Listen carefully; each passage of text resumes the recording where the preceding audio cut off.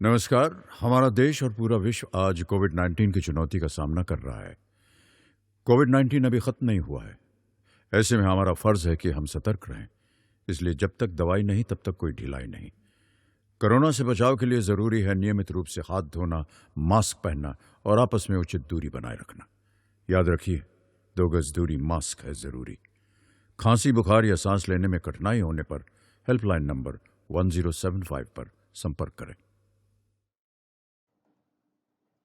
आज की इस कक्षा में आप सभी का स्वागत है। मैं नीलम पटेल, उच्चतर माध्यमिक विद्यालय अकबरपुर भोपाल से। मैं आज राजनीति विषय के अंतर्गत कक्षा 12वीं के अध्याय 1 शीत युद्ध के दौर के बारे में बताऊंगी। आज हम शीत युद्ध का दौर पढ़ेंगे। बच्चों, आपने पहले भी युद्ध का नाम तो सुना ही होगा। युद्ध मतलब झगड़ा, प्रतिद्वंदता, एक दूसरे को अस्त्र शस्त्र से प्रहार, या आपने युद्ध हमेशा सुना होगा। लेकिन हमारा जो चैप्टर है वो है शीत युद्ध का दौर। शीत युद्ध क्या होता है? जैसे युद्ध के आगे शीत जुड़ा है, इसका तात्पर्य है कि ठंडा युद्ध। युद्ध तो है और एकदम ठंडा युद्ध। शीत युद्ध से आशय राष्ट्रों के मध्य तनाव से है। जो लोगों के बीच मस्तिष्क में जो तनाव होता है उससे है। इसमें जो प्रत्येक पक्ष होते हैं वो ऐसी नीतियों का निर्धारण करते हैं जिसका उद्देश्य स्वयं को तो मजबूत करना है, परंतु जो दूसरा पक्ष है उसको कमजोर करना। तो ये जो युद्ध है एक वाक युद्ध है। वाक मतलब बातों के द्वारा, पत्र द्वारा, रेडियो प्रसारण द्वारा एक दूसरे पर टीपा टिप्पणी करना शीत युद्ध है। तो जब दो राष्ट्र एक दूसरे के प्रति बातचीत द्वारा, मंचन द्वारा, रेडियो प्रसारण द्वारा और प्रेस विज्ञप्ति के द्वारा एक दूसरे को टीका टिप्पणी करते हैं, उसे शीत युद्ध कहा जाता है। ये जो शीत युद्ध है वो 2 गुटों का युद्ध होता है। इसमें 2 गुट होते हैं जिसमें कुछ राज्य कुछ देश शामिल होते हैं। एक गुट में कुछ देश और दूसरे गुट में कुछ देश, और इन लोगों का युद्ध चलता है जो कि एक विचारों का युद्ध होता है। मतलब ये एक दूसरे से लड़ते हैं, पर वैसे नहीं लड़ते जैसे कि हथियार लेकर लड़ना, उस तरह का युद्ध नहीं, पर वैचारिक रूप से ये लोग एक दूसरे से लड़ते रहते हैं। मनोवैज्ञानिक युद्ध है, मतलब मन की भावना से लड़ा हुआ युद्ध है। इसमें किसी प्रकार का भी सैनिक का प्रयोग नहीं होता। ये असैनिक युद्ध है, बिना अस्त्र शस्त्र से लड़े जाना वाला युद्ध, जिसे हम शीत युद्ध कहते हैं। इस युद्ध में हमेशा दोनों पक्ष को डर बना रहता है। दोनों पक्ष को ये डर बना रहता है कि कहीं युद्ध ना हो जाए, परंतु युद्ध होता नहीं, सिर्फ उसकी संभावना बनी रहती है कि युद्ध होने वाला ही है। अब ऐसी परिस्थिति बन गई कि युद्ध होकर ही रहेगा और निरंतर इसमें संघर्ष चलता रहता है। यहाँ से कोई टिप्पणी करेगा, वहां से कोई बयान आएगा, इधर से किसी प्रकार की कार्रवाई की जाएगी। कुल मिला के दोनों पक्ष उसमें लड़ते ही रहते हैं। इसके बाद ये इनके लड़ने का मुख्य कारण है कि ये अपनी ताकत को बढ़ाना चाहते हैं। वो सामने वाले को नीचा दिखाकर और अपने को ऊपर दिखाना चाहते हैं कि मैं ज्यादा शक्तिशाली हूँ और सामने वाला कमजोर है। इसके लिए वो बहुत ताकत लगाते हैं। विरोधी प्रयास करते हैं कि वो देश बहुत बेकार है, उस देश की नीतियां खराब हैं, उस देश के साथ इस तरह किसी प्रकार की उसके साथ संधि नहीं करनी चाहिए, वो परमाणु बना रहा है। मतलब कुल मिला के एक दूसरे के ऊपर टीका टिप्पणी करना ही शीत युद्ध कहलाता है। इसमें धमकियां दी जाती हैं, बड़ी बड़ी धमकियां दी जाती हैं कि हम आप पे युद्ध कर लेंगे, हम आप पे आक्रमण कर देंगे। इस तरह की नीति अपनाते हैं और ये एक दूसरे को कूटनीति के द्वारा, उनकी एक नीति ही होती है कि अपने ज्यादा से ज्यादा मित्र बनाओ और सामने वाले को अकेला छोड़ दो।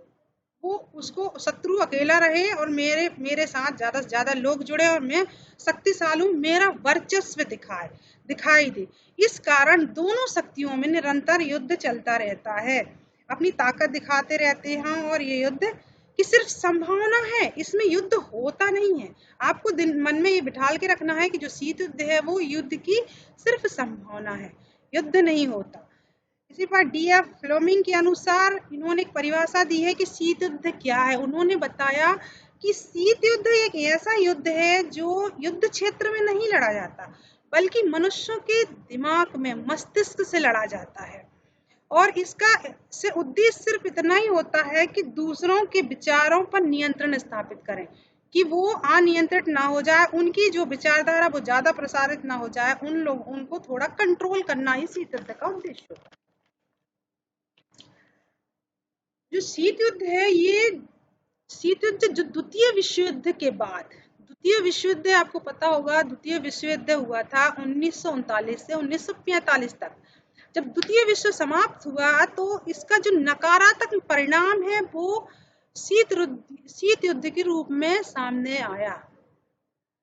जब द्वितीय विश्व युद्ध समाप्त हुआ तो एक नेगेटिव उसमें शीत युद्ध सामने आया, जिसमें केवल महाशक्तियों के बीच प्रतिद्वंदिता और तनाव की स्थिति ही बनी रहती।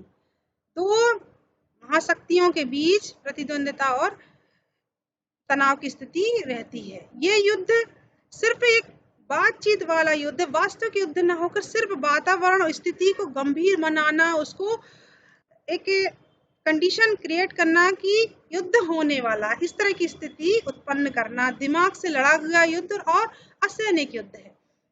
इस युद्ध में जासूसी की जाती है, दूसरे विरोधी शत्रु राष्ट्र की जासूसी की जाती है गुप्त रूप से, और छोटे छोटे गुप्त समझौते किए जाते हैं अन्य राज्यों के साथ, गुप्त समझौते करते हैं। समझौतों के साथ साथ दूसरे राष्ट्रों में झूठ प्रसार किया जाता है, झूठ का प्रसार करते हैं, प्रजा से गठबंधन कर लेते हैं ये लोग, छोटे छोटे राज्यों के साथ गठबंधन कर लेते हैं। और तो और अपनी शक्ति बढ़ाने के लिए ये लोग सैनिक संगठन भी बनाते हैं कि हम मजबूत रहें, अगर युद्ध की स्थिति आ जाए तो हमारे पास शस्त्र हैं। मतलब इस समय जो शस्त्र है उनका बनाने की होड़ सी हो जाती है, लोग हथियार बनाने के लिए प्रयास करने लगते हैं। और शीत युद्ध का मुझे अब ऐसा लगता है आपको समझ में आ गया होगा कि शीत युद्ध क्या है। अब हम देखेंगे कि शीत युद्ध का दौर, जो हमारा चैप्टर है शीत युद्ध का दौर, तो मैं आपको बताऊं कि शीत युद्ध जो है वो द्वितीय विश्व की समाप्ति के बाद उभर कर आया 1945 से। 1945 से 1990 तक ये दौर चला, लगभग 45 वर्ष तक ये दौर चला। और इसमें दो शक्तियां उभर कर सामने आई, एक शक्ति थी संयुक्त राज्य अमेरिका और दूसरी सोवियत संघ। संयुक्त राज्य अमेरिका जो थी वो अपने आप को बहुत शक्तिशाली साबित कर रहे थे, और दूसरी तरफ सोवियत संघ था।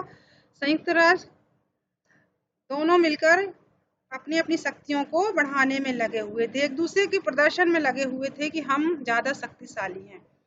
शीत युद्ध केवल विचारों का युद्ध था, सिर्फ इन विचारों से ही युद्ध हुआ जा रहा था। जैसे अमेरिका महाशक्ति जो थी वो पूंजीवादी अर्थव्यवस्था का समर्थक थी, और जो सोवियत संघ था वो समाजवादी साम्यवादी का समर्थक था। जो पूंजीवादी अर्थव्यवस्था है वो पूंजी को निजी हाथों में सुरक्षित रखने और व्यापार व्यवसाय को बढ़ाने पर विश्वास रखती थी, और जबकि समाजवादी जो व्यवस्था है, साम्यवादी जो व्यवस्था है, वो जो सरकार के हाथ में पूंजी को और अधिकारों को सुरक्षित रखने के पक्षधर थी, और मजदूरों और श्रमिकों को हितकर कार्य करने के लिए, ये समान अधिकार प्राप्त करने के लिए प्रयासरत थी। तो ये दो प्रकार की महाशक्तियां सामने आ गई थी, एक संयुक्त राज्य अमेरिका और एक सोवियत संघ।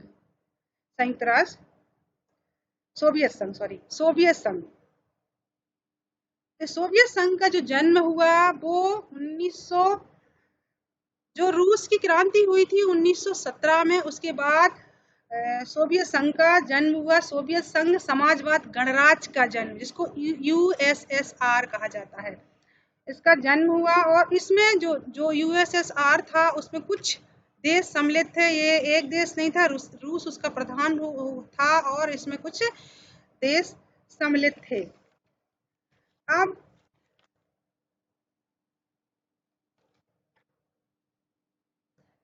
शीत युद्ध जो था, शीत युद्ध के उदय के कुछ कारण थे। शीत युद्ध कैसे उदय हुआ, उसके प्रमुख कारण हैं। शीत युद्ध दो शक्तियों के, शीत युद्ध के जो उदय का कारण था, उसमें जो हथियार बनाने के लिए स्पर्धा लगी हुई थी, वो शीत युद्ध का प्रमुख कारण था। शीत युद्ध इसलिए प्रारंभ हुआ कि जब दो शक्तियां अपने अपने हथियार बनाने के लिए प्रयास करने लगी, तो हथियारों की होड़ सी मच गई और लोगों ने, जो महाशक्तियां थी, वो इकट्ठा करने लगी कि कैसे शस्त्रों का प्रयोग किया जाए, कैसे शस्त्र इकट्ठे किए जाए और दूसरी शक्ति को अपना दबदबा दिखाया जाए। तो शीत युद्ध के बहुत सारे कारण थे, जिसमें पहला तो विचारधाराओं का टकराव था। ये विचार ही नहीं मिल रहे थे दोनों महाशक्तियों के। एक अलग विचारधारा पूंजीवादी, एक अलग विचारधारा समाजवादी साम्यवादी। इन दोनों विचारधाराओं में टकराव उत्पन्न हुआ और शीत युद्ध प्रारंभ हो गया। परस्पर संदेह की दृष्टि, जो परस्पर इन दो जो महाशक्तियां थी, इन लोगों के बीच में परस्पर संदेह की दृष्टि से ही देखते थे। उनको ये लगता था कहीं यूएसएसआर परमाणु बम तो नहीं बना रहा, वो सोवियत संघ सोचता था कहीं अमेरिका को परमाणु बम तो नहीं बना रहा है। इस तरह दोनों देशों में एक टकराव से उत्पन्न हो गई और इनकी उदय हुआ। उसके अलावा और भी कारण थे जिसके कारण शीत युद्ध आगे बढ़ा। शीत युद्ध के बहुत सारे कारण हैं, जैसे सोवियत यूरोप का सोवियतीकरण। जो रूस था, वो यूरोप में अपना जो सोवियत संघ का प्रभाव था, उसको दिखा रहा था, उसको बढ़ा रहा था। तो उसके कारण भी इन लोगों के बीच में, दोनों शक्तियों के बीच में एक प्रकार से दरार पड़ी और शीत युद्ध का जन्म हुआ।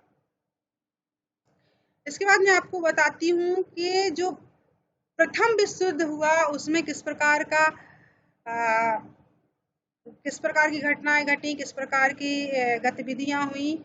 तो जो प्रथम विश्व युद्ध था, क्योंकि आपको प्रथम विश्व युद्ध और द्वितीय विश्व युद्ध जानना बहुत आवश्यक है कि इसके बिना आप शीत युद्ध को समझ पाने में थोड़ा सा आपको कठिनाई होगी। इसके लिए मैं आपको बताती हूँ कि शीत युद्ध में विश्व युद्ध का क्या रोल था। सबसे पहले आपको पता होना चाहिए कि जो प्रथम विश्व युद्ध था, वो 1914 में प्रारंभ हुआ था। 14 में प्रारंभ हुआ और 1918 तक चला। जो ये युद्ध था, वो 1914 से 18 तक चला। और ये जो युद्ध था, इसके दो ग्रुप बने हुए थे, एक मित्र राष्ट्र संघ और दूसरा ग्रुप था धुरी राष्ट्र संघ। धुरी एक मित्र राष्ट्र, दूसरा धुरी राष्ट्र। जो मित्र राष्ट्र था, उसमें संयुक्त राज्य अमेरिका का संघ था, जिसमें ब्रिटेन, फ्रांस उसके साथ ही थे, और सोवियत संघ भी उसी के साथ था। उसके बाद दूसरे जो महाशक्ति थी, वो धुरी राष्ट्र थी, जिसमें जर्मनी, ऑस्ट्रेलिया और हंगरी दोनों सम्मिलित थे। और इनमें 1914 से 1918 तक युद्ध चला और युद्ध का परिणाम ये हुआ कि जो मित्र राष्ट्र संघ थे, वो तो विजय हुए, और जो धुरी राष्ट्र थे, वो उनकी हार हुई, जिसमें जर्मनी की बहुत बुरी तरह हार हुई। और जो अमेरिका थी, उन्होंने हारी हुई जो जर्मनी थी, उसके साथ एक वारसाई की संधि करी। 1919 में एक वारसाई की संधि करी, जिसके अंतर्गत बहुत सारे नियम जर्मनी पर थोप दिए गए। जैसे जर्मनी के राज्य का विभाजन कर लिया, विचित्र राज्यों ने थोड़ा थोड़ा पार्ट अपने पास रख लिया और जर्मनी का विभाजन कर दिया। उसके बाद भी जर्मनी के पास इतना ज़्यादा जुर्माना लगा लिया कि उसकी आर्थिक स्थिति बिल्कुल ठप हो गई। उसके बाद उसकी नदियों का अंतर्राष्ट्रीयकरण कर दिया कि उसका जल सब उपयोग करें, और उसकी जो सेना थी, सेना को भी आपस में बांट लिया। इस स्थिति में जर्मनी की स्थिति बहुत गंभीर हो गई। जर्मनी को बहुत अपमान महसूस हुआ। एक तो हार हुई, उसके साथ साथ ये भी हुआ कि उसकी जो संपत्ति थी, उस पर भी उसका अधिकार नहीं रहा, और उन पर हजारों लाखों रुपए का हर्जाना लगा दिया गया। युद्ध समाप्त हो गया। समय व्यतीत हुआ। कुछ दिन बाद 1921 में एक जर्मनी में एक नाजीवादी नेता का उदय हुआ जिसका नाम था हिटलर। हिटलर का नाम आपने सुना होगा।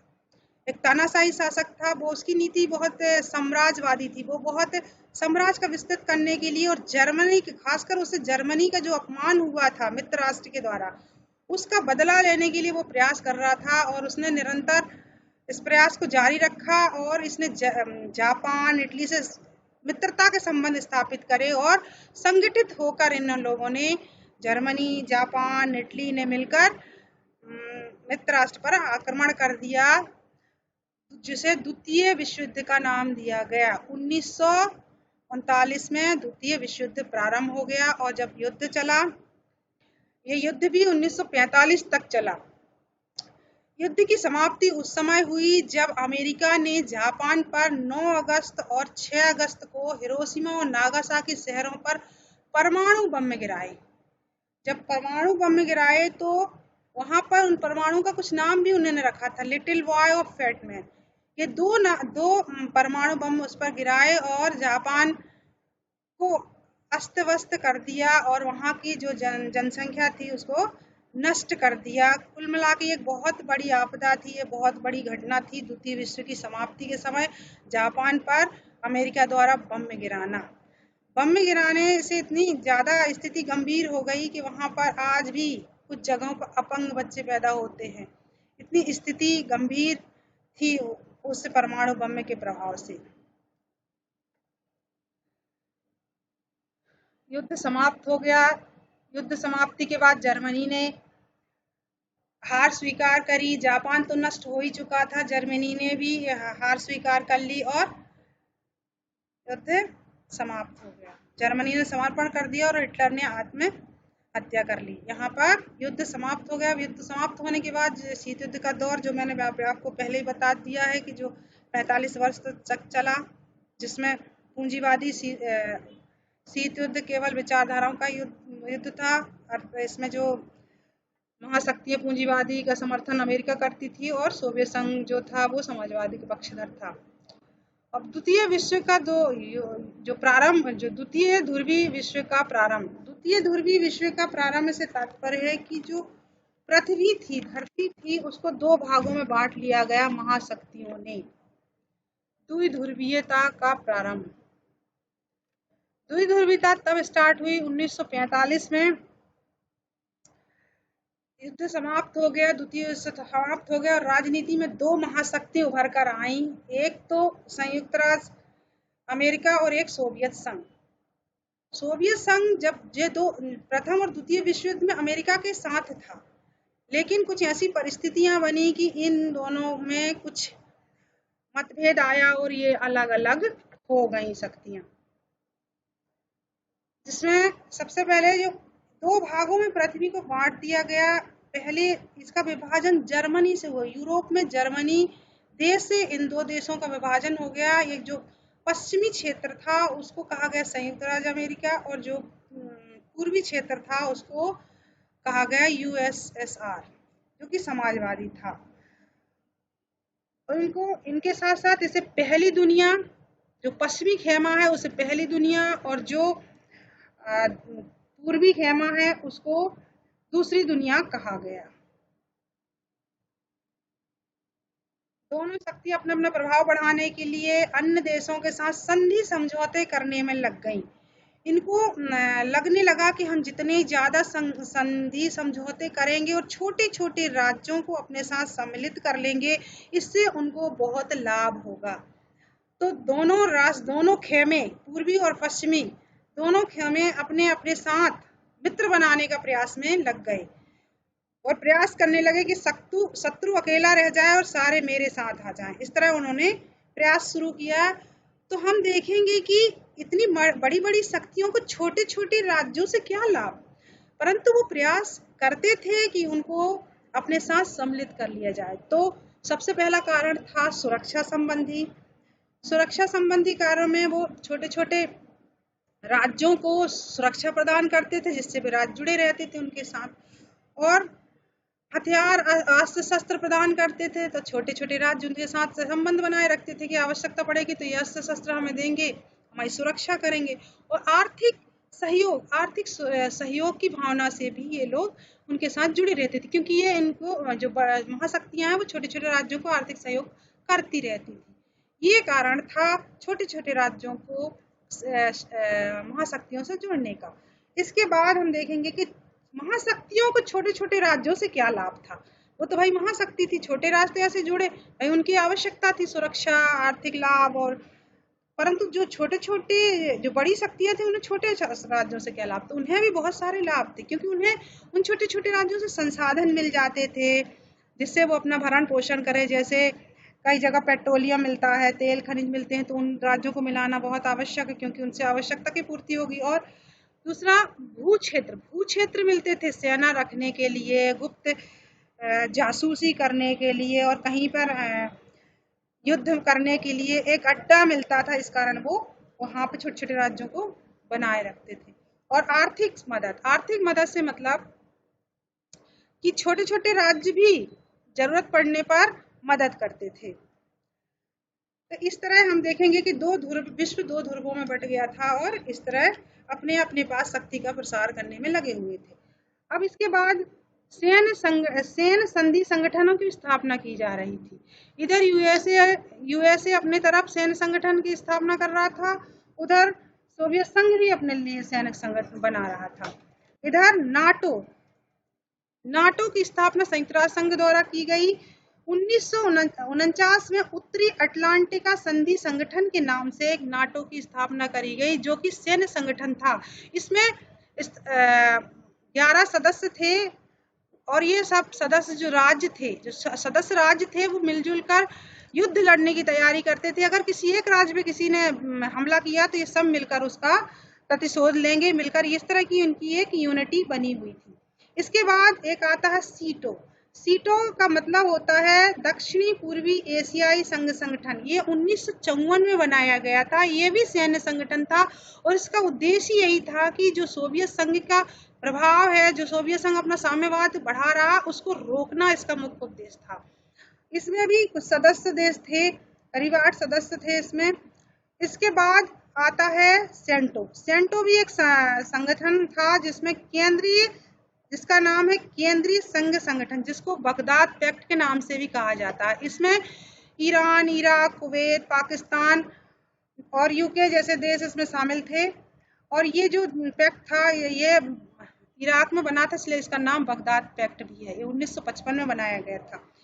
जब ये संगठन बन गए तो सोवियत संघ भी, जब उसको पता चला कि ये संगठन कर रहा है, सैनिक संगठन कर रहा है, तो सोवियत संघ ने भी अपना एक समझौता किया, जिसे को वार्सा पैक्ट कहा जाता है, वार्सा संघ कहा जाता है, वार्सा समझौता कहा जाता है। ये इनने भी कुछ देशों के साथ संगठित होकर एक सैन्य संगठन बनाया, और जिसको वार्सा पैक्ट का नाम दिया, क्योंकि ये पोलैंड की राजधानी वर्सा में स्थापित किया गया था। इसका मुख्यालय मॉस्को में है। इसका भी काम वही है कि जो बढ़ते हुए अमेरिका के साम्राज्यवाद को रोकने का प्रयास करना, शांति स्थापित करना, सामंजस्य स्थापित करना, और छोटे छोटे राज्यों को अपने साथ सम्मिलित करना और अपनी शक्ति का विस्तार करना। इस प्रकार ये अपने वर्सा पैक्ट भी बन गया। अब सब दोनों के पास सैनिक शक्तियां उपलब्ध हो गई। सबसे बड़ा मोड़ तब आया, ये शीत युद्ध में सबसे बड़ा या चरम कहना चाहिए तब आया जब कोरिया मिसाइल संकट हुआ 1962 में। 1962 में कोरिया मिसाइल संकट पूरे विश्व के सामने आया कि जो कोरिया देश है वो संयुक्त राज्य अमेरिका के बहुत निकट है, तटीय एक महाद्वीपीय देश है, परंतु वहां पे साम्यवादी शासन व्यवस्था थी वहां पर, और वो रूस का मित्र था, रूस और उनके साथ बहुत घनिष्ठ मित्रता थी। इस कारण रूस ने सोचा, उस समय रूस के जो प्रमुख हुआ करते थे वो निकिता क्रुश्चेव थे, और उन्होंने ये सोचा कि कोरिया में अस्त्र शस्त्र रख के वहां से अमेरिका को आघात किया जा सकता, अमेरिका को वहां से युद्ध में हराया जा सकता है या अपना प्रभाव दिखाया जा सकता है। तो उन्होंने क्यूबा को अपना सैन्य अड्डा बनाया, मिसाइल सैन्य अड्डा बनाया और वहां पे अपनी मिसाइलों को इकट्ठा करने लगे, वहां पर अपनी अस्त्र शस्त्र को रखने लगे। उसकी बात वहां के राष्ट्रपति जॉन एस कैंडी को जब पता चली तो उन्होंने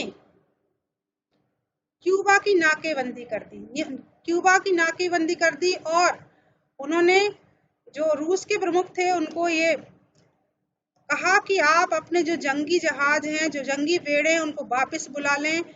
तो इस कंडीशन में इन्होंने भी अपने जंगी बेड़े भेजे और सोवियत संघ ने अपने जहाजी बेड़ों को वापस ले लिया और ये युद्ध समाप्त हो गया। ये युद्ध की पूरी स्थिति बन गई थी कि एक तृतीय विश्व युद्ध होकर रहेगा, परंतु उस स्थिति में रूस की समझदारी से ये युद्ध टल गया। इसीलिए इसको शीत युद्ध का चरम कहा जाता है कि शीत युद्ध बिल्कुल शीत युद्ध का चरम था। शीत युद्ध खत्म हो गया, यहाँ पर तृतीय विश्व युद्ध हो जाता।